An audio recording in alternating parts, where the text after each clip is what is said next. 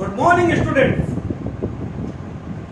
आपको हम lesson number 2 atomic structure पढ़ा रहे हैं।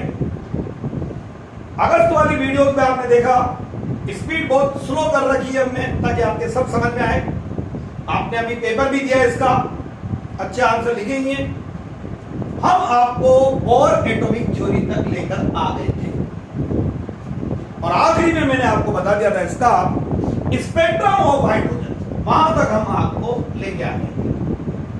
और इसमें हमने आपको लाइमन सीरीज, बामर सीरीज आप प्रीवियस वीडियो में देखे आगे। देन इसके बाद में आपके आता है मॉडर्न एटॉमिक थ्योरी और इसी को बोलते हैं हम लोग क्वांटम मैकेनिक्स मॉडल।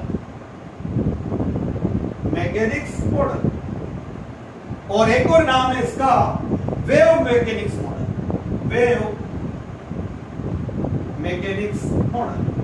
लीजिए भाई, modern atomic theory, quantum mechanics model और wave mechanics model.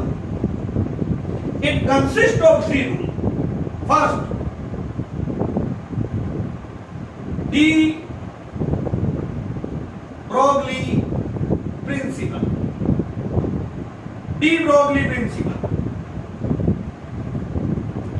Heisenberg uncertainty principle and Schrodinger wave equation. ये 3 रूल मिलकर के आता है modern atomic theory, quantum mechanics model और wave mechanics model. De Broglie principle, Heisenberg uncertainty principle and Schrodinger wave equation. De Broglie principle, पहले लीजिए de Broglie principle. De Broglie suggested dual nature of electron. De Broglie suggested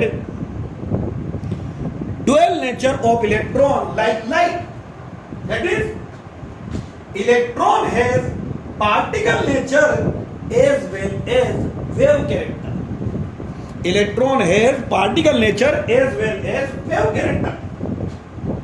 तो electron की dual nature है और जब electron wave है तो आज से पहले हम इलेक्ट्रॉन की कभी वेवलेंथ की बात नहीं कर रहे, क्योंकि इलेक्ट्रॉन वेव होता तो वेवलेंथ आता। कैरेक्टरिस्टिक ऑफ वेव पढ़ा रखे हमने। इलेक्ट्रॉन अपने ऑर्बिट में ऐसे वेव के फॉर्म में होता है, ये एक ऐसे वेव इसी जगह पे वापस आएगी तो इस तरह से वेव होती है, तो इसको बोलते हैं इन फेज, वेव इन फेज। तो इलेक्ट्रॉन की हमेशा वेव इन फेज होती है। अब तो डी ब्रोगली ने बता दिया कि इलेक्ट्रॉन जो है वो पार्टिकल ही नहीं है, उसमें वेव कैरेक्टर भी है, dual character. A electron is a wave. If electron is a wave, then according Planck quantum theory, energy of electron E is equal to h nu। और आपको पता है nu is equal to c over lambda, that means E is equal to hc over lambda, equation first according Planck quantum theory। If electron is a wave, then energy of electron is represented by E is equal to h nu। Nu is equal to c over lambda, so E is equal to hc over lambda। ये हमने आपको test में formula दिया था, दोनों में से एक फॉर्मूला कोई ऑप्शन में था, वो आप राइट करना। B electron is a particle. If electron is a particle, then according relative theory of Einstein, energy of electron denoted by E is equal to mc square, equation number 2।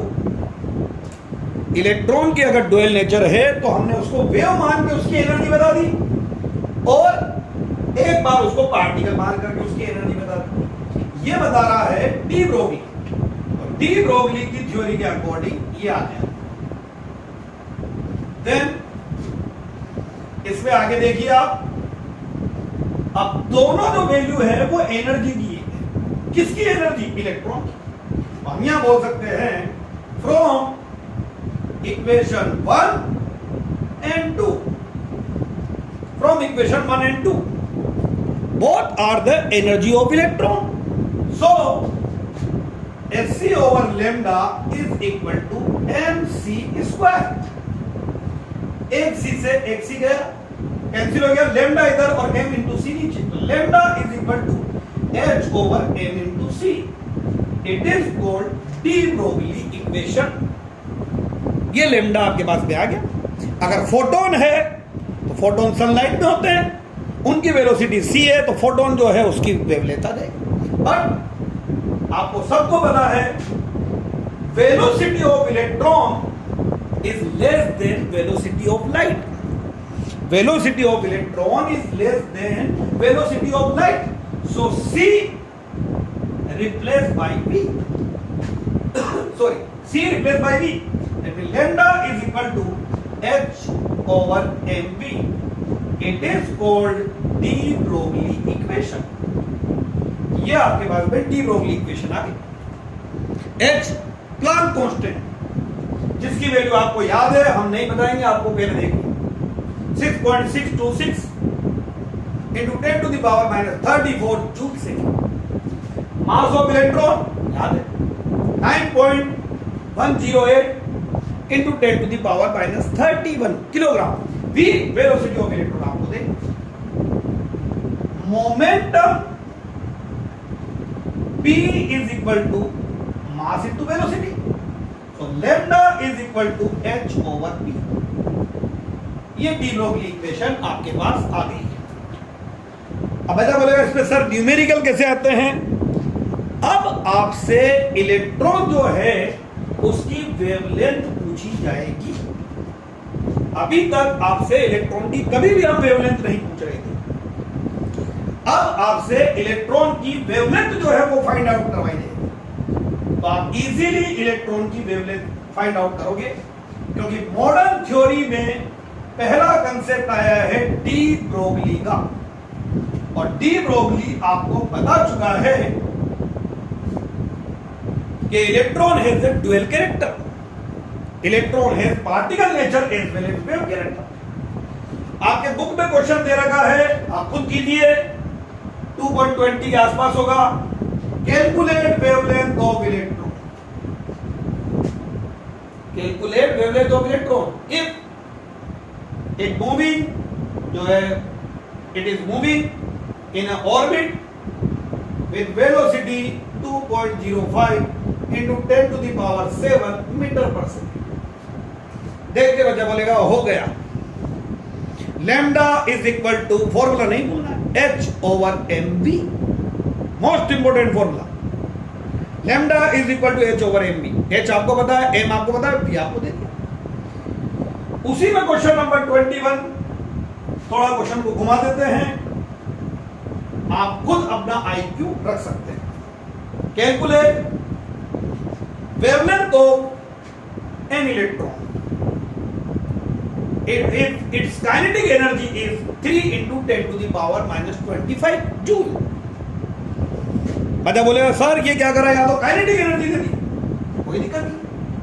Kinetic energy is equal to होता है half m v square. Half m v square kinetic energy आपको दी है 3 into 10 to the power minus 25 joule. Half तो इधर ले लेना, मास इधर ले लेना, v स्क्वायर, और उसका अंडर रूट करके v निकाल लेना. तो आपके पास दो स्टेप हो जाएंगे. पहले आप काइनेटिक एनर्जी से velocity of electron find out करना, और फिर जो वेलोसिटी है उसकी वैल्यू डी ब्रोगली इक्वेशन में रख देना, लैम्डा आ जाएगा. ये दोनों क्वेश्चन आपके बुक में दे. तो ये आपका मॉडर्न थ्योरी का पहला पॉइंट हुआ है डी ब्रोगली इक्वेशन. सेकंड आता है हाइजेनबर्ग अनसर्टेनिटी प्रिंसिपल, जो आपको हम नेक्स्ट वीडियो में बताते हैं. Thank you.